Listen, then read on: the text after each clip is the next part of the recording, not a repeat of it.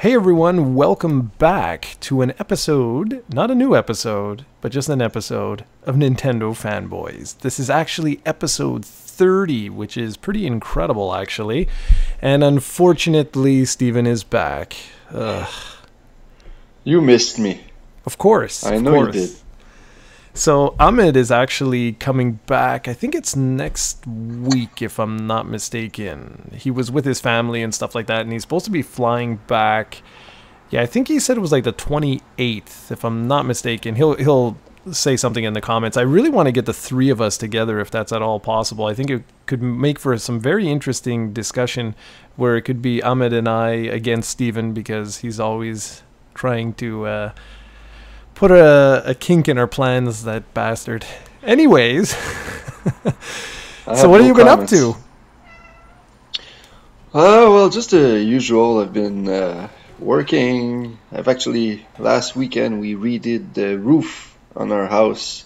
Ooh. Which was pretty intense. And I've been playing some 3DS here and there, and that's about it. Taking care of a few kids and, you know, the regular good stuff there.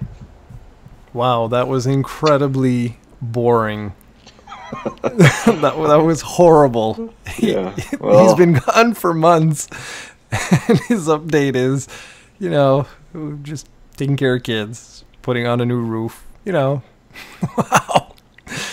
What about you? Yeah, well, me, I've been doing all kinds of stuff. I played this incredible game. What was it? Just a few days ago, actually, called A Jarrod to the Past, the Council of Elders, or something like that.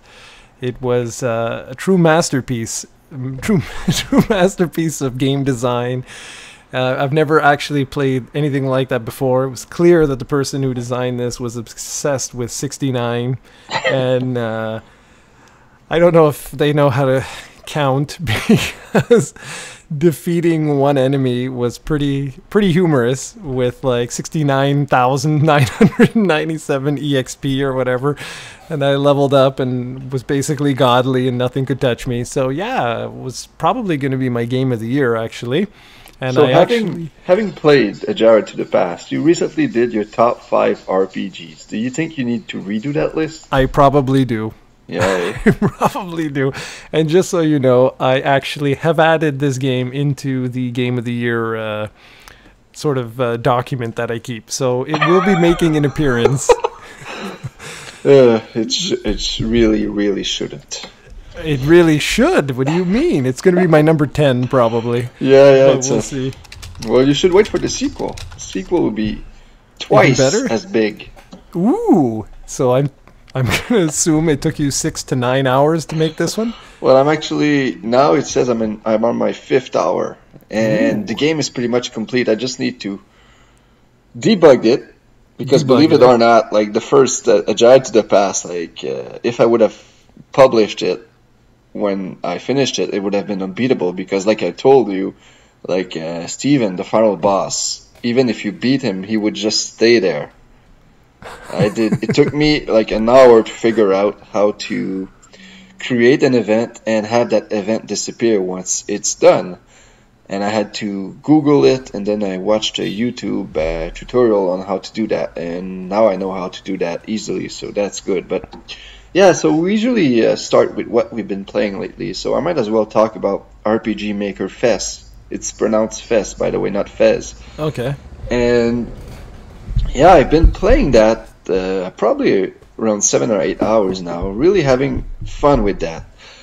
It's not as complicated as I believe it was RPG Maker 2 or 3 that I reviewed way back in the day for the PlayStation 2, because that game was a 3D RPG series that you were making, so it was way too complicated. What I like about this one is it's kind of like Mario Maker, which is, it's simple enough for people like me to create like games or levels. Really, they're not really games, but it's really in depth. Like I've downloaded one other game and I've tried it, and I have zero clue how the guy did that. Like, it basically, when you download a game, it tells you how many hours the guy spent on it, and this game, it took him 77 hours to do, and it's basically like a space like it starts and you're in a spaceship and you need to fly to Earth, and then you go into the Earth and whatever. It's all kind of different. So, and then there's even an intro, like a Star Wars intro with scrolling down text. Like I still don't know how to do that. So there's tons and tons of stuff that you can do in this game, and I have zero clue. And one of the things that I want to mention is that you really need to be either very, very knowledgeable in algebra and stuff like that, or have a decent knowledge in mathematics to be able to create a decent RPG with like a good challenge. Because for me, I have no clue how to set up like the initial level or the initial stats, and how to level up decently, not gain like 1,000 million XP per guy you defeat. So it's really hard because I read online and there's a formula that you need to follow in order to make your game like decent and challenging, if you want it to be challenging but not too hard, or if you want it to be hard, whatever the case may be. And it's like an algebra formula which has like 5 different rows and whatnot, and with like parentheses and stuff like that, and it's just way too complicated for me to ever be able to create a decent RPG. But that's not the issue here. I'm having a blast like creating that game that I did, which took me 3 hours and 9 minutes, and it's basically a 3 to 5 minute games. Like in your video it took you 10 minutes to do, but you took your time and you made sure to read all the items and the different jobs and the status and whatnot. But in reality, I'm sure the game, if you go straight to the boss and you get maybe lucky and you get a decent drop, you can probably beat it in 45 seconds. Because in that game, it's actually possible to die. But in the sequel that I'm creating right now, I don't want to spoil it for you, but I basically said, screw it, I want to make a game where you just play and you can't die. So the characters, I think I gave you a synopsis of the plot of the sequel, but the characters are basically undefeatable, and it's funny when you realize who they are. Great, super. So I can't die, and enemies can't die either? No, the enemies can die. Of course, the enemies can die. I was going to say, this is going to be the weirdest thing ever. No, it's playable.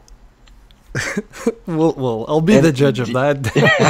The only disappointing factor I have is that they're limiting you in the amount of characters you can put in place. If you remember, your job is failed YouTuber. And that's right. Funny, but it's not as funny as if you would have been an executive director, which is what I wanted you to be. But yeah, I saw that too. The sequel, I wanted the sequel to be called A Jarrod Between Worlds, but I cannot. It will be called Jarrod Between Worlds because I cannot have room for that A, which is unfortunate. Oh, that's okay. That's all right. We'll make do. Well, I'm kind of. I don't know if I want to say disappointed, but it's interesting that you say that, you know, you had to watch videos and all stuff like that. I've never actually messed around with any of these, so I don't really know. But that's interesting that you had to go to like an external source in order to figure out like what's what. So I don't know if that's like, is that a good or a bad thing? You know what I mean? Because like you weren't even trying to do something I would consider advanced, and you had to go to like an external source. So I don't know. I mean, yeah, for this me, is definitely not aimed at casuals like Mario Maker was. Like this is because RPG Maker has been around for a long, long time, and I imagine that this is more for series vet. I don't know if there's actually tutorials in game. I did not see any, but I did not like. I just wanted to start and play and have fun. I didn't want to mess around, and so. Maybe there is. Like, I might actually review this game, so if I do, I'll check. But I know there's obviously. tons and tons of tutorials on YouTube, and so there's help if you want to. All right, cool. Well, have you been playing anything else, or has that pretty much been it? Yeah, well, I've been playing more Pokemon like usual, just messing around and stuff like that. By the way, there's a giveaway right now for a shiny Tapu Koko. I don't know if you got yours. Probably not. No, I haven't. Where was that?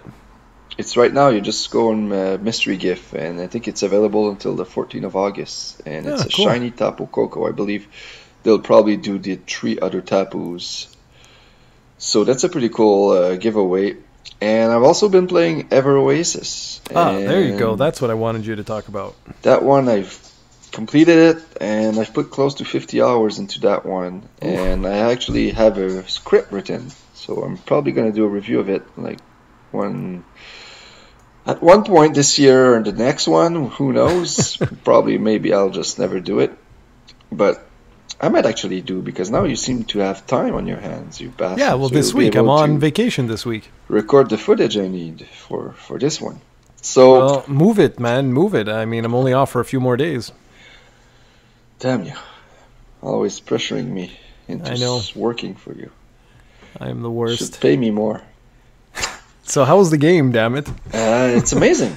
Really, really loved it. That's why it was my game of the show at this E3. It was announced last year at E3 during a treehouse, and I did not really care for it that much. But then when I resaw when it reoccurred at this year's E3 at the treehouse, and I watched a 30-minute let's play of it, and I was really intrigued by it because it's basically has some elements of Animal Crossing, and it's a dungeon crawler. And as you know, I love myself some dungeon crawlers, and I love Animal Crossing, and it has some Zelda elements to it. Like there's basically 4 or 5 Zelda temples in this game, which like is pretty fun. So it's just like one of these games that's perfect for a portable system, perfect for the 3DS because of that second screen. And I just had a blast playing it. You basically have these bloom boots, which are your stores you need to grow, and in order to do that, you need to recruit residents, and certain residents will only come if you have certain stores in your oasis, and you're responsible for restocking those stores. So you need to go to different areas and get items and various materials to restock those boots. So it's not that complicated to figure out, but it takes like it's not a short game. Like I'd say you can probably beat it in 20 if you rush it and you don't try to get all the residents and whatnot. It took me 30 hours to beat it, then I spent an extra 20 just doing the various post-game side quests and whatnot. So it's really, I think this one will go under the radar because it's a new IP and it's on a system which is on its last legs. So I don't think many people will pick it up, but I think in a few years it will be remembered as one of the 3DS best games. Cool. Very cool. Well, thanks for joining, everyone. Just goodbye right there. What? No, that's cool. I have not played that at all. I've actually been playing a couple of different things. Disgaea 5 is almost on its way out now. I don't know why. I'm just not really in the mood. And something, by the time you guys listen to this, something was just released yesterday that will be taking over my life. I took off this week because Serena was off, and I'm going to go to work next week, but probably the week of my birthday, the 7th, I might take that week off specifically for Dragon Quest XI. I basically have not wanted to play anything long, I guess you could say, because I knew Dragon Quest XI was just coming out. And I mean, at the time we're recording this, it's still, let's see, 1, 2, 3 days out. But by the time you guys listen to this, it will have been yesterday. On the 29th, which is a Saturday, Dragon Quest XI is officially released, and by the time it comes here, I mean, you were saying that it would be here within the day or something. I don't think so. I'm pretty sure it's going to come in midweek or something like that, but we'll see, because I didn't pay for the, you know, the $49 shipping option type of thing where it would be here like the next day. It's ridiculous. It's just so expensive, the shipping. So I'm not sure entirely when that's going to come in. Now, I got big plans for that, but we'll get to that later on, or never. You'll just see it. Disgaea 5, though, I'm about probably close to 15 hours in now. But like I said, I don't know. I'm just not feeling it right now, and I don't want to push it because I know what's coming up in just a few days.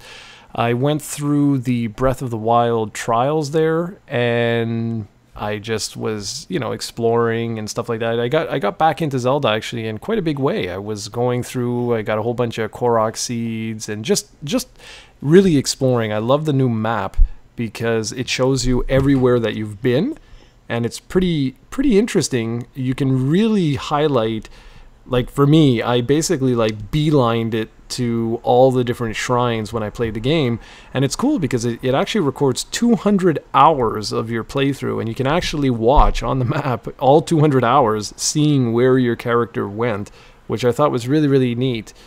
And outside of that, as you guys will see, this will be a surprise for Steven, but with the gameplay footage that we have right now, I kind of regretted doing what I did with A Link to the Past and with Metroid Fusion. And I took Steven's advice for footage, and he was like, oh, you know, you should do another like Let's Play type of thing.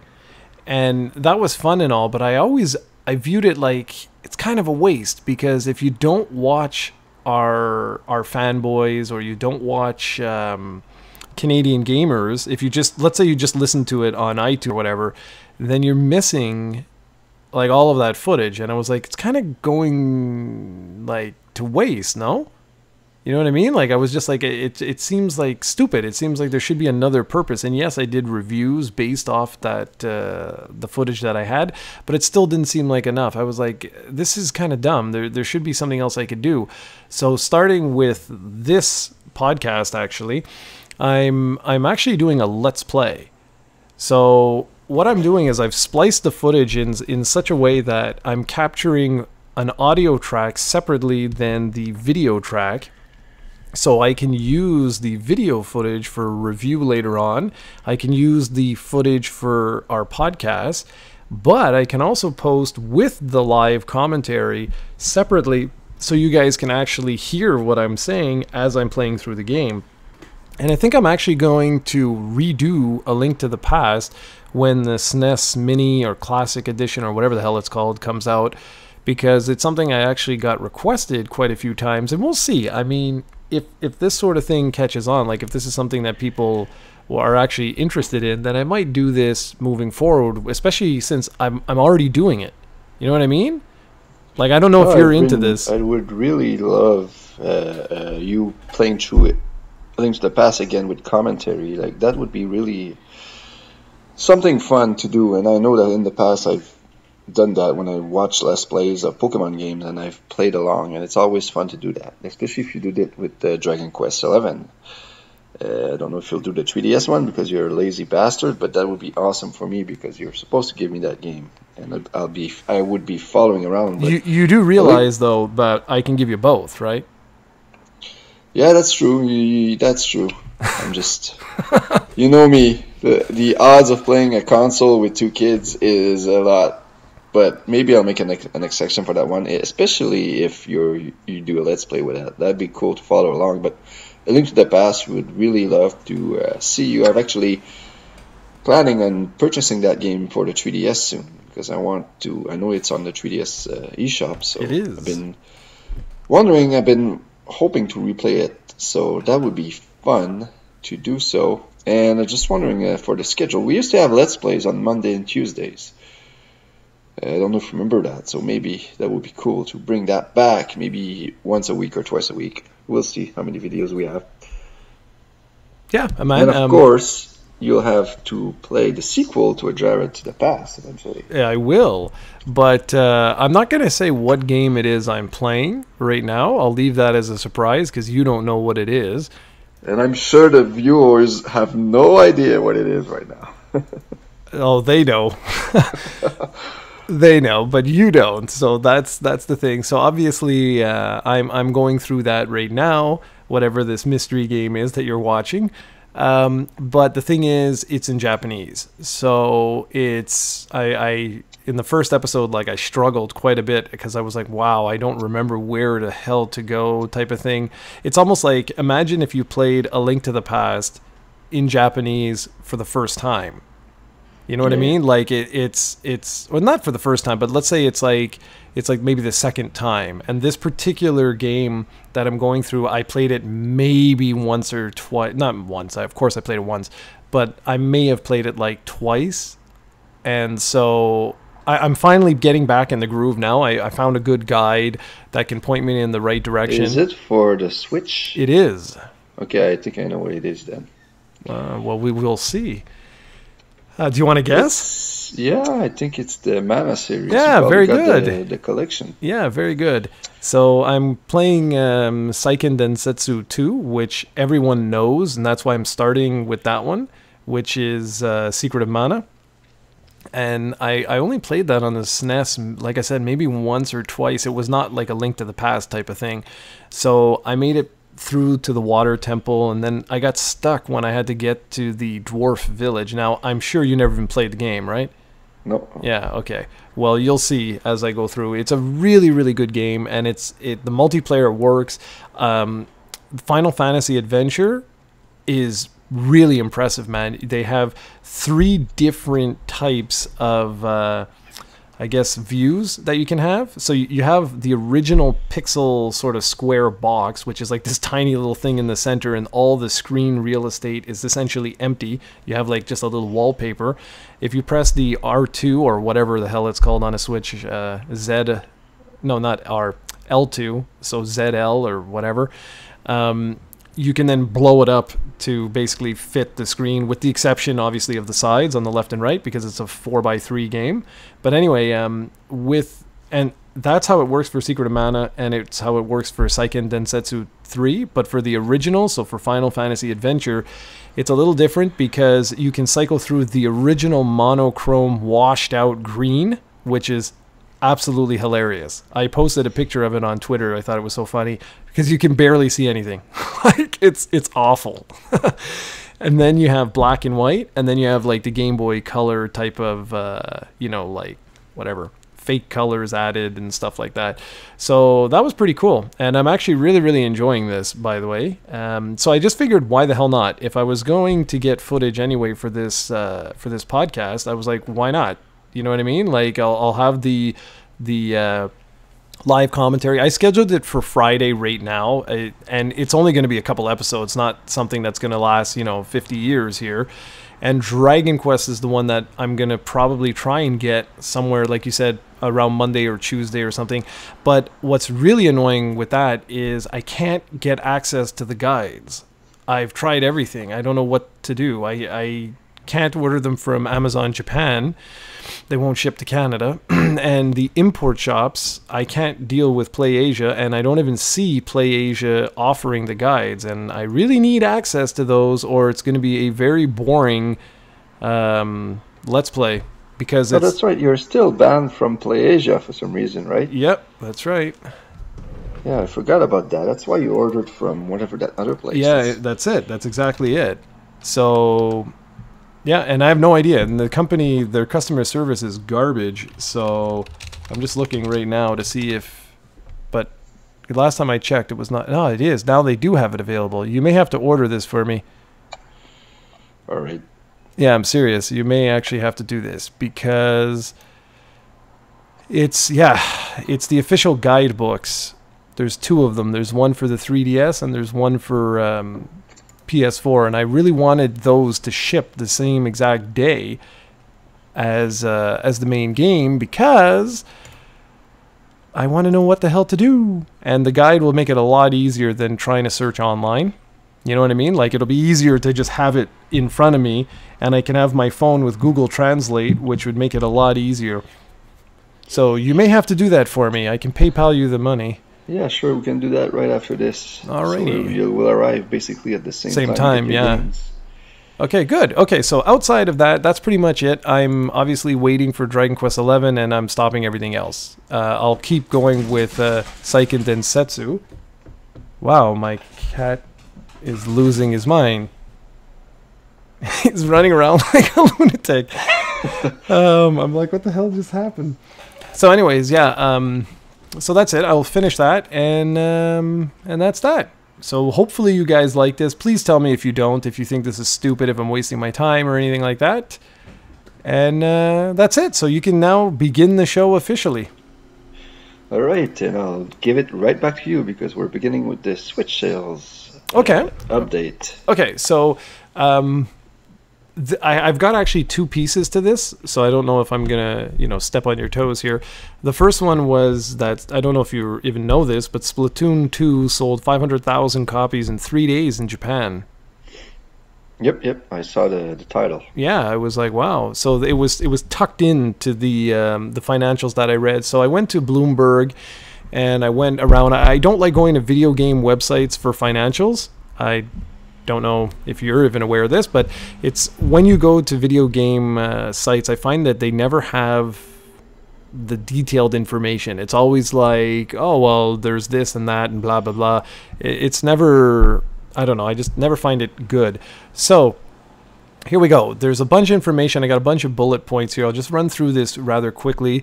We got 4.71 million Switch consoles have been sold, like globally. So that's interesting. The projections to sell 10 million before April 1st, 2018 remain the same. So they don't want to change any of that. There's basically saying that it's still, you know, they're ramping up production, but they're still having lots of problems. And I can still see that. I mean, if you go to any retailer, pretty much in North America, you will not find a Switch, at least not online. I did notice, though, that they were slowing down a little bit. There was I don't know, there was a sale on Amazon, and I actually picked one up for my work as a donation to our social committee to try and generate some funds, and I was surprised. I was like 4 hours or something like that after it had gone up. Now, granted, it was for Prime members only, but I was still surprised that after so many hours, you could still buy one. And then, of course, it disappeared, and that was that. 3DS lifetime sales hit 67.08 million, and in this particular quarter, which is from April 1st to June 30th, it had hit 950,000 units. So again, that's pretty impressive for that little system, man. It keeps chugging along. We also found some interesting details on software. 13.6 million pieces of Switch software have been sold globally. Mario Kart 8 Deluxe has sold 3.54 million. Breath of the Wild is at 3.92 million. And ARMS is at 1.18 million. Now, that's very interesting because if we go back, if you look at the attach rate, 4.71 million Switch consoles and still 3.92 million Breath of the Wild copies are out there. That's interesting. Before it was like even more than 1-to-1. Now we're starting to see, you know, it's starting to balance out a little bit, but still that's really, really impressive. Okay, we got revenue is approximately, I'm going to just give the US dollars, is approximately 1.3, oh, I can't because I didn't, okay, sorry, I have to give it in yen, is 154.07 billion yen, which is around 1.37 billion US dollars. And what's interesting with that is the expectation was 136.53 billion. So they're actually doing significantly better than they expected. Operating profit is at 16.21 billion yen versus the forecast of 9.52. So that's a 7 billion yen increase in operating profit. So, you know, good job with that. Mobile, which is very interesting because it's the first time we're actually getting concrete numbers here. They represent revenues of 9.06 billion yen, which is up from 1.6 billion yen recorded in the same period last year. So that's a 450% increase in revenues from mobile. So it really paints a very clear picture that you know, Nintendo may want to continue to invest in this moving forward. You know, like that, by the way, that revenue was specifically targeted to Super Mario Run and Fire Emblem, what the hell was it called? I believe it's Heroes. Okay, so Fire Emblem Heroes. So that's not bad. You know, yes, it pales in comparison with the 154 billion, but still, it's not bad. You know, 9 billion yen of that 154 billion yen was from mobile, and that's just 2 games, whereas everything else is, well, everything else. So I think that's interesting, and I'm sure we're going to see, you know, more and more and more revenues coming from mobile as they release more games. Yeah, they only have 3 games out yet, I believe, with Mitomo being the 3rd one. That's right. And this year, I think we're going to get Animal Crossing, so that's sure to pump up revenue, especially in Japan. And eventually, we're going to get Kirby games and whatnot. So I'm not worrying about their plans with mobile. I think they're they're gonna get more and more money every year. So it's gonna be interesting. But what really surprises me here is how low their expectations are for the Switch, because they haven't pumped up their projections, and they have some heavy hitters coming out with Pokken Tournament, and especially Mario Odyssey. Yep.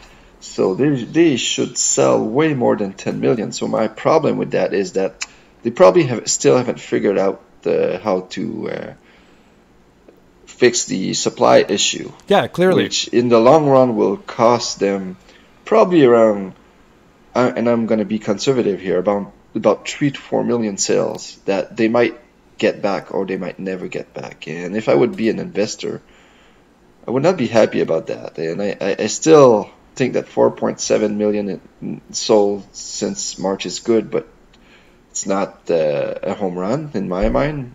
I think the PS4 has done more than that since there. So it's still, it's encouraging if you're a Nintendo fan and you want the company to do well. Obviously, with the mobile strategy and the 3DS still being strong, they're making money. And another thing that's interesting, they're projecting more 3DS software sales than Switch sales for the whole year. So they still think they're going to sell a lot of 3DS games. Probably Ultra Sun and Ultra Moon have a lot to do with that at the end of the year. But I thought that was interesting. Yeah, and I think it's telling, man. I mean, honestly, I think this is very, very telling. Like I said, go online right now and buy me a Switch. You won't be able to do that. And I mean, when did it come out? It was March? The 3rd, I believe. March 3rd. Okay, so I mean, we're now July, and like you said, they kept the projections the same to 10 million units. So I mean, it at least to me, it's looking fairly obvious, like there are some serious production issues with this particular machine, and they just can't get it out. And that, like you said, and I agree fully, that's gonna cost sales. I mean, it's just gonna happen, and we saw it with the MPD sales as well, where the PS4 outsold the Switch for June in North America. And again, I'm sure that's not because, for the lack of people, interest in the Switch. I'm sure it's because, well, you just can't buy one. Yeah, but that's Nintendo's fault, and yeah, exactly. I won't give any excuse to the Switch. If they want to sell Switch, they need to make them, and they should have figured that out before. But like, maybe they did not expect this thing to sell as well at the beginning, and that's understandable. But now it is. And Splatoon 2, you told me that it sold 500,000 in Japan. Well, I think it's going to sell 2 million this month in June in North America. Well, it was out last week, so maybe not soon, but it will sell way more in North America. So that's another hitter they have on their hands right there. And that's more Switch that they could move that they're not moving. So they need to figure this out quickly, because eventually this will die down a bit. Yeah, absolutely. And I think, like, they need to strike while the iron's hot. And my fear with this is they won't. You know what I mean? And it's not like PlayStation 4 is not slowing down. You know what I mean? Like, I honestly think it's incredible. I think right now, Sony, I don't even think realized what, here, let me just see, latest PS4 sales. I forget how high they are now, but it's actually outpacing 3DS now. Like, it's unbelievable. And if it continues, it could actually hit the PlayStation 2 sales targets, which is unbelievable. Like, nobody, myself included, never expected that. Because I think it's at 62 now. Which is like, what the hell? And it came out years after the 3DS. It wasn't like... no, I can't find it. Well, Nintendo has always been conservative with their numbers. Like, even if you look at the Wii U was a disaster, but there's none left in stores whatsoever, and it's been like that for almost a year now. Like, they never put out too many systems in case they don't sell. They've always been like that, but in this case, it's hurting them. Yeah, that's the whole thing, and I mean, like they really need to figure out what the hell to do. What's going on? Okay, yeah, it's at 60 million. Oh, I just want to make sure. Okay, because Serena just got up. I didn't want her to kill herself. So, anyways, whatever. My point being that, like, they need to be careful here because their system can't handle all these latest, third-party games. You texted me this week asking, like what's up with Capcom, as a good example, and that's going to just continue more and more and more, especially as PS4 is announced or whatever. Now we have what the hell is it called? The Xbox One. What was it? X? Xbox One X. Yeah. And as these more and more powerful systems come, my fear is that interest in the Switch will slowly start to dissipate.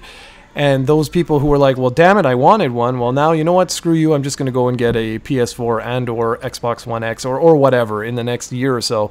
So I'm really hoping that they can fix this because there's genuine interest here. And I don't want them to lose sales over production issues. That seems really stupid. Yeah, and I'm really curious if anybody, I would love to see some journalist investigation here on what the deal is with Capcom, because there's clearly some beef between Nintendo and Capcom, and I would want to know why and what went on, because Monster Hunter, them moving that series away from Nintendo consoles is huge for Nintendo, especially in Japan. Yep. And even Generations on 3DS sold really well here, so the series was getting some steam here. And what the Switch is getting is a port of a 3DS game, and that's it. And they don't seem to have any other games planned for the system. They released a port of a 20-year-old game. So what, or even more than 20 years old, actually. Street Fighter 2 is what, 92, 91? 92, yeah, around. 92, well, so actually, no, you may be right, actually. Anyways, whatever, yeah. 25 plus years games, so they're really easy games too that they could be ported. Yeah, they're 91. not even bothering with the Switch, so there's something wrong here, and it smells bad. And most of the third-party companies are doing the same. If you look at EA has only one game plan, I believe it's FIFA. Yep. And that's one I actually curious about because I used to play a lot of FIFA, and having it on the go would be good for me. But that's about it. And the only publisher I can think of is, well, the major one is Square Enix, which seems to be pumping out games at a decent rate, but mostly in Japan. So we'll see. But it doesn't look that good for the Switch. It looks like in a few years, all you're gonna get is Nintendo stuff. Yep. With indies thrown in. So they need to try and fix this. Like they hopefully have learned from the past that they cannot do this by themselves. Well, we shall see. But right now, I mean, for all the goodwill that they have, I just don't find they're capitalizing on it whatsoever. So that's that. That's my part for the financials. I'm done. Alright, so I had some mini topics right here, and I think I'll just introduce them later on if we need to, because I want to do our top 5 most anticipated game for the rest of 2017 coming out on a Nintendo console. And there's 2 games in there that will probably pop out that I wanted to talk about, and I'll do that in there. So I'll start. Okay. I'll start with my top 5, and then you can list your top 5. For me, the first game I'm really looking forward to will be out by the time our YouTube listeners hear this, but for our iTunes audience and whatever podcast service you use, it's going to come out on Friday, and that game is Miitopia for the 3DS. And I don't know much about this game. I know it's some kind of action RPG, but the selling point for me is that you can use Miis as your party members. So it's kind of like the idea I had a few years back with Amiibos, where I thought that it would be fun if they would create an RPG system where you could use any of the Amiibos you have in your party and they would level up or not, and each Amiibo would be unique. So with this RPG, I'll be able to finally have Jarrod in my party. And not just a character, a female character named Jarrod, but the real man will be in my party, and I'll be able to use a few other of my friends and have them in an adventure. So that will be Really, really fun. Can't wait for that. Do you want to do one And one, then, or you're no, gonna no, list then all after five? that, yeah, I'll list all five. Why not? Okay. So then after that, we have Metroid Samus Returns, which is in September, I believe. Which should be fun. I'm a bit worried of a few things, though. I know from the previews I read I shouldn't be because everybody seems to say that it really works well, and the 3D apparently is really good too. But I'm worried because apparently you cannot use a D-pad. You can only control Samus with the control stick, and that's something that I don't know if I'll be able to work around because for 2D games I prefer using the D-pad. So we'll see about that. That's the only concern about that game so far. But I am also not a big fan of the visual style. But everybody that play the games has said that you need to play it and then you'll understand and it'll be fine. Because I prefer the what do you call it? Sprites. The Sprite sprites base? to Yeah. the sprite base to what this is. But Metroid obviously a game that should be pretty kick-ass. We haven't had a 2D Metroid since Zero Mission, I believe, so that's pretty kick-ass. Next one is Mario Odyssey, which is in October, I believe. And this one, I'm looking forward for one reason. That's because Mario is one of those games that my girlfriend really likes to play. So I know it's not going to be co-op or whatever, but hopefully we'll be able to actually play a video game together, which we haven't done since, I believe, New Super Luigi U, which we played like 2 years ago or something. So it's been a while. Can't wait to play that game with her. Hopefully we'll love it. Next up, in November on the 17th, we have Pokemon Ultra Sun and Ultra Moon, which, huge Pokemon fan. This is my favorite franchise. I did not include Gold and Silver, even though I really cannot wait for those games since they're remakes. We'll see if I like them as much as I did with Red, Blue, Yellow. But I recently played the remake of those games, so we'll see. But I know I'll play them both to completion and we'll have a blast. And since they're compatible with Red, Blue, Yellow, I might even try to complete my Pokédex in one of those. But Ultra Sun, Ultra Moon, really can't wait for them. I'm surprised because this game was announced a week before E3 at the beginning of June, and we have received zero information. It's been almost 2 months. It will be 2 months next week since they've been announced, and we have had zero. Usually, Game Freak and the Pokemon Company likes to put a trailer at least once a month, and at the end of the soon to the game's release date, they usually pump up a trailer every week, and they haven't done that, and I'm really wondering why. And I'm a bit worried that it might be because the game will not be as different as I hoped from Sun and Moon. So we'll see about that. I can't wait to play it. I'll play it no matter what because I'm a huge Pokemon fan, but I'm wondering where all the trailers are. And lastly, for me, I have Yokai Watch 2 Psychic Spectres, which still doesn't have a release date, which is why I put it at the last, but I imagine it will be out either before Pokemon or after Pokemon, but it should be out this year. Find it a bit strange that it still doesn't have an official release date here in North America. But I cannot wait to play that one. Yokai Watch 2 was a blast last year, and I can't wait to see what they do with this one. Boy, this is going to be boring. This was originally I thought this was going to be a fun like top 5 list for things we were looking forward to, but it's actually going to be really boring because our lists are pretty much exactly the same with the exception of 2 games. Yeah, that's what I thought. So okay, so well, forget there's no like Metroid, Pokemon Ultra Sun and Moon, and Super Mario Odyssey are all the same. The only difference is that I did add Pokemon Gold and Silver because I played Crystal. Yeah, thanks, Crystal. And I had a blast with it. So I'm actually kind of looking forward to going and playing, you know, those ones. I'm kind of curious.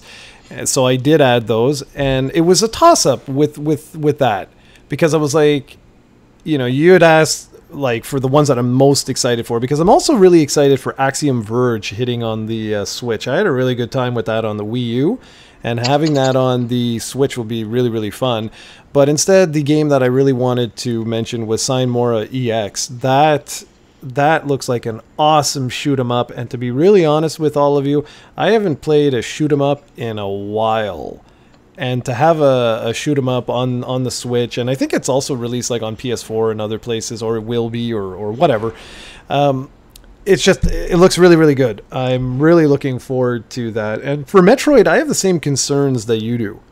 I'm not so keen to the fact that you have to use the analog nub. And the graphics as well, like the visual style or visual design, I wasn't really keen on when I saw it. But everything else on the list it looks good, and I'm looking forward to all of those games. I mean, naturally, my number one would have been Dragon Quest XI, because I'm actually going to play through the 3DS and the PS4 version simultaneously.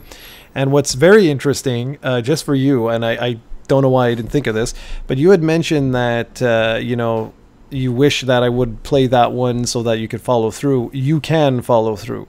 If you follow what I do in the PS4 one, you can actually follow through with the DS one, because they're exactly the same in terms of like story progression. So you'd know, like, okay, we're going to head to this area, and it's going to be the exact same way, if that makes any sense.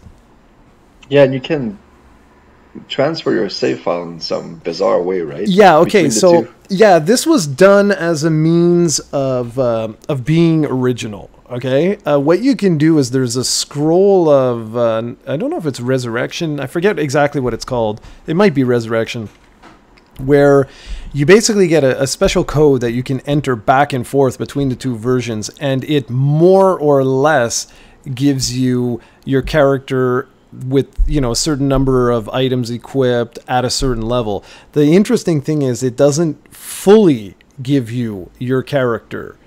In other words, like, let's say you were holding 45 of a certain item, you're not going to get the 45 of that certain item when you transfer your character over. And this was done on purpose. It's done as a way, well, when you resurrect yourself, you're not exactly the same. So I thought that was actually kind of neat the way that they're doing this, because the two games aren't exactly the same. They're very, very similar, same story progression, same locations and stuff like that, but each one of them has certain elements that are indeed exclusive to that version. So this was their sort of way of working around it. And also, depending on the codes that you enter, you can actually change your game, which I thought was really interesting. This game is crazy, man. Like, I can't wait for this. Yeah, that should be fun. So, okay, so we got our list. That's perfect. I want to do another list, which will be a lot of fun. So as you all know, the NES Classic was released last year. It came down with 30 games. The SNES Classic will come down with 21 games, I believe. It's in September on the 29th. So it's safe to assume that we'll get the Nintendo 64 Classic next year. And I wanted to do our list of games that should be on that console, and I want it to be, I don't want more than 15 games on it. So we'll have some debates later on to cut it down to our official 15 games on it, because I assume that since the NES went from 30 to this SNES at 21, I believe 15 games for the Nintendo 64 will be more or less what we'll get on that plug-and-play system. That's right. Now, so well, wait. I want to challenge you right away here, because there's two ways that we can do this, and that's why I was telling you to make sure you keep all of your games, okay? Because the N64 is the one system where Nintendo is going to have some problems. Okay, this is not going to be super easy for them to do because of licensing issues. So the reason why I told you to make sure you kept all your games is there's two ways that we can do this. There's our definitive top 15 games for the N64 Mini, and then there's the reality of what could potentially and what we hope could potentially come out. So for example, GoldenEye will not be out. Like, there's no chance that that game will make in reality, that game won't make it because the license no longer belongs to Nintendo. So for them to get GoldenEye 007 on a system like that would require a lot of red tape. Like, there'd be a lot of back and forth. Then you've got games like Rogue Squadron, same thing. Like, for them to get a game like that on there would require an unbelievable amount of work. So that's why I was saying it really depends on how you want to do this, because licensing issues could make this extremely complicated. Yeah, we'll just screw those licensing issues and we'll just put our 15 games on it and don't worry about anything else. Okay. Okay, because I've actually got two lists. I've got the one I'd love, and then I've got the one where I remove. We'll screw that second list, put that first list, and open up a different tab and write down the games we list, because we'll probably have around 20, 22 games, and we'll need to bring it down to 15 at the end of the day. Okay, well, this is going to be a long podcast, guys. 7 hours at least, because he said at the end of the day. All right, so I'll start with 7 games that I think are no-brainers, and I'll tell them to you, write them down, and then after that, I'll head it to you if you want to put a few more games in there that you think are no-brainers. For me, the no-brainer games that will be on there no matter what, I have Mario Kart 64. I have Mario 64. Yeah, for sure. I have Ocarina of Time. Yep. I have Mario Party. Okay. I have GoldenEye, which I know I knew about the licensing issues, but whatever. We'll put GoldenEye there, and you can even put in parentheses Perfect Dark, worst case. And then I have either one of those, man. There's no way. Then I have Super Smash Brothers and Star Fox 64. All these 7 games, I believe, are no-brainers for the N64 Classic. What was the last one you said? Super Smash Brothers and what? Star Fox 64. Star Fox. So that's 7 games right there that I don't think we will have any arguments about. Yeah. And if you want to add a few more to those that you think are no-brainers, let me know. Okay, well, I'm honestly considering, like, because I'd like to do this with some reality in it, because it would be cool if we could come back when they do announce it and say, like, hey, look at that, we did it. Because I'm pretty sure Majora's Mask will be in there as well. And potentially even Donkey Kong 64, because they're going to have to go with the games that they own. And I could really see both of those games appearing. Yeah, well, don't go with the games that you think will appear. That's not the goal here. No, but Majora's Mask for sure, man. Yeah, Majora's Mask. I wrote it down in case. I would prefer to keep it to one Zelda game, just for me, because I believe that Majora's Mask is an awesome game. It's in the top 10 easily of the N64's library, but I just think that for the diversity's sake, for me. But put it there. We'll see later. Okay. Well, here's a couple. Okay, here's a couple I'm gonna write down and we'll delete. Okay. So, I put Majora's Mask. Remember, this was for me, right? Where the hell is it? F-Zero X. I also put Resident Evil 2 because that was like a standout bloody game, and I also put Org Battle 64. I don't know if you've ever played that. It's a person of Lordy caliber. Isn't it pronounced Ogre Battle? Yes, it is. So yeah, Ogre Battle 64. What else? I have others here that I'm pretty sure would be in there. Like, I would love to have like Conqueror's Bad Fur Day, something like that.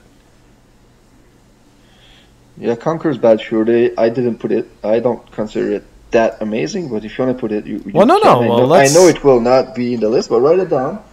Because that game, there's no way it's going to be released in the N64 Classic. There's no way. Yeah, put it down. We'll see later. Okay, Resident Evil 2, I had it as well. I did not have Ogre Battle or F-Zero on there. For me, I have Mario Tennis here. Really, really loved Mario Tennis. Yeah, this is very realistic. Mario Tennis, Mario Golf, those ones, very, very realistic. Yeah, Mario Tennis, I always loved the 64 one. After that, I felt that the series went downhill, but the first one was there. Pokemon Snap, I have it in there. Yeah, I knew you would. Amazing game. Paper Mario, another one. Yeah, I have that too. Rogue Squadron, I put it on. I also wrote down Excite Bike 64. I thought that one was really underrated. And I wrote down Donkey Kong 64. I don't know if you put it there already. And the last one I wrote here was Kirby 64, the Crystal Stone. Yeah, me too. Wow. So I don't know if you have anything else on your list that we didn't mention yet. I had a bunch of rarer games, but again, I would really like to remove those because I don't think any of them are going to come. It's as simple as that. Outside of Donkey Kong 64, I think we're just wasting, wasting it, because like a banjo should be there instead of Conqueror. A banjo should be there, but again, I think it's impossible. No, I don't think so, because Microsoft really likes to play ball with others, and Rare even made a few Donkey Kong games, like for the DS when they were with Microsoft. I don't think it's as okay. So hard as then, you think. which one would you? Okay, so which one would you say? For me, like Banjo Kazooie, Banjo Tooie, I hated those games. So it's you, man. Which one do you think would be the best? I think realistically they would put more Banjo Kazooie myself. So you know what I'm gonna do? Let's do this. Let's do this. This is what. Let's do it. Let's make a realistic one, but one that we hope would happen. Okay. So what I've done is I've removed GoldenEye 007 because that's never happening, and I put Perfect Dark instead because that, much like your Banjo Kazooie, the chances if they get Banjo Kazooie, they're gonna get Perfect Dark. It's as simple as that. That's the honest truth. But there's no chance for GoldenEye. There's just no chance. And if it does come, I'm gonna put this in parentheses. GoldenEye will be the one that will be in parentheses because I just don't see it. Okay, so for the other games that I had, nothing. Yeah, nothing. You got them all. All right, so count them. How much we have? 1, 2, 3, 4, 5, 6, 7, 8, 9, 10, 11, 12, 13, 14, 15, 16, 17, 18, 19. 19 games. So we need to remove 4. Yeah. How about I choose one and you choose one that you want to remove out of the list? I'll choose one and then we'll debate the last two. So for me, I think we should remove Ogre Battle. Ah, you son of a bee. That was the one I was going to say. Because that too, I think licensing realistic. I don't think so. It's just... Okay, what did you say? 4? So we're down... Yeah, we need to be at 15. Negative 1. Okay, what's next?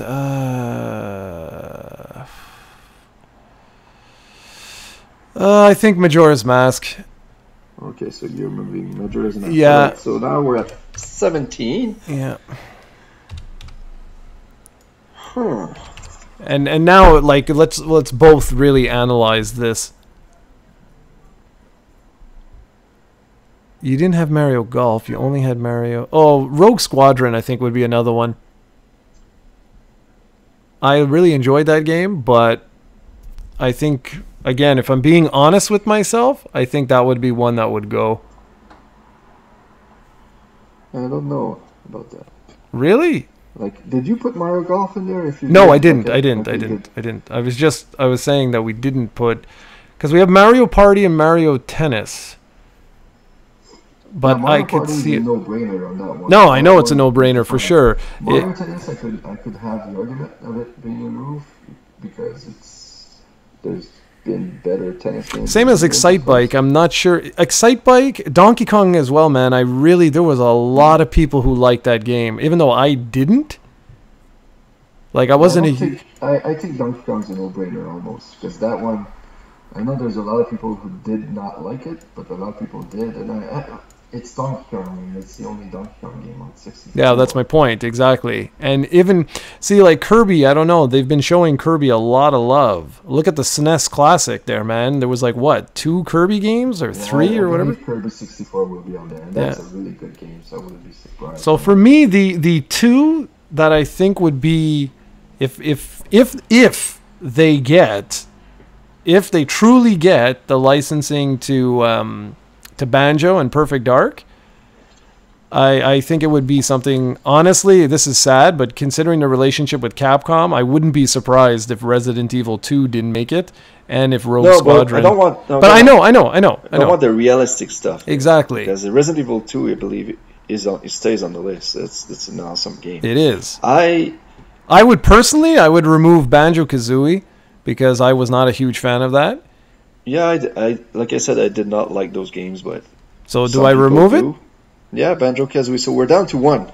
Yep. So it will be between Mario Tennis and Excitebike 64, I believe. Give me the full list again. Okay, so we got Mario Kart 64, Super Mario 64, Ocarina of Time, Mario Party, Smash, Star Fox 64, F-Zero X, Resident Evil 2, Perfect Dark, Perfect Dark or GoldenEye, Mario Tennis, Pokemon Snap, Paper Mario, Rogue Squadron, Excitebike 64, DK 64, and Kirby 64.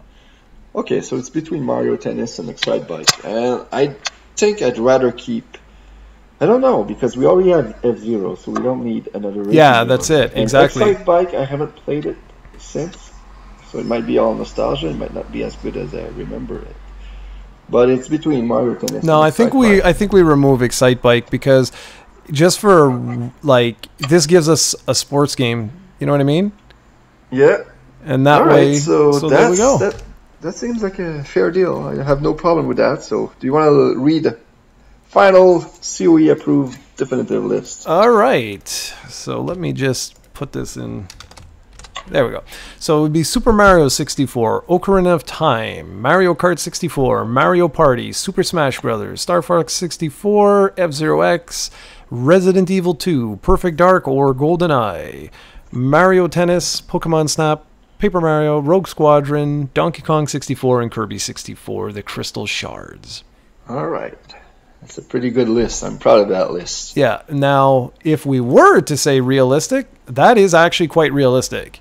To be honest with you, the only ones that I wouldn't be sure is Rogue Squadron, because I'm not sure who that belongs to, if they can get rare. But if they do get rare, for sure, what they'll do is a game like Rogue Squadron would be removed and it would be replaced with Banjo-Kazooie. And then everything else here is realistic, except since Capcom hates Nintendo, Resident Evil 2 may be out, and in its place would be like Banjo-Tooie or something like that, which I really wouldn't like, because if you looked at that, if they did do something like that, that's an unbelievable amount of platformers. Isn't there a Mega Man X game on the SNES Classic? Yeah, there probably is. Yeah, that's true. Capcom, yeah, maybe. I think, wouldn't have that much of a problem with Resident Evil 2. Plus, they're remaking Resident Evil 2, so maybe that would give them... Yeah, maybe. Some coverage. I don't know. No, you're right. You're right. That's true. And they also supported the NES Classic as well. So yeah, no, you're right. You're right. The problem here though is that, since I'm pretty sure they want to keep these systems family friendly, so maybe Resident Evil 2 is a bit too dark. That's true. Yeah. For those plug and play. So we'll see. But anyway, I like the list the way it is. Okay, I'm deleting the list. If they release it that way, would really like that system. Well, I'm kind of curious to see how far they're going to take this.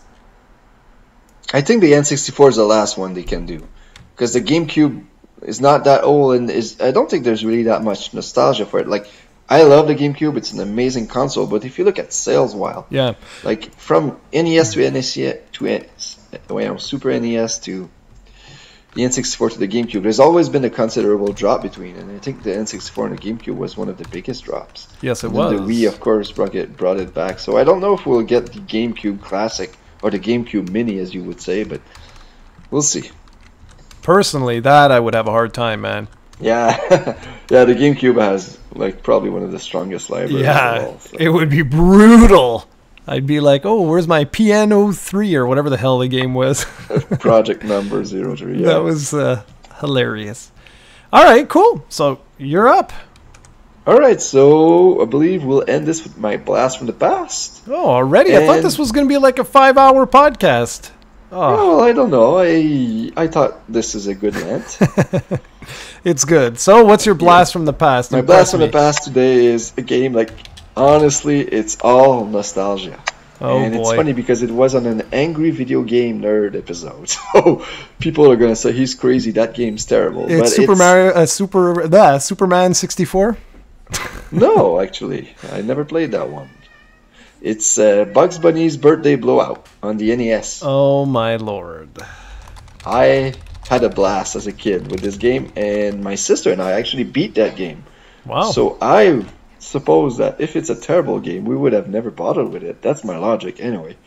But I remember that it was really, really fun. It made use of the license really well. All the different characters from Bugs Bunny were in there, and it was a blast playing out. It's a platformer. I don't remember much about it, to be honest. But the boss battles, I don't know. The music, everything about that game as a child resonated with me.